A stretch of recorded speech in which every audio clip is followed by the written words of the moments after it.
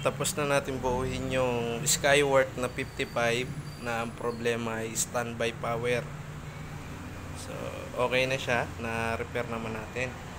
Ngayon, magkakabit tayo ng bagong unit na TCL QLED 65 inches. So, ikakabit natin dito sa bracket.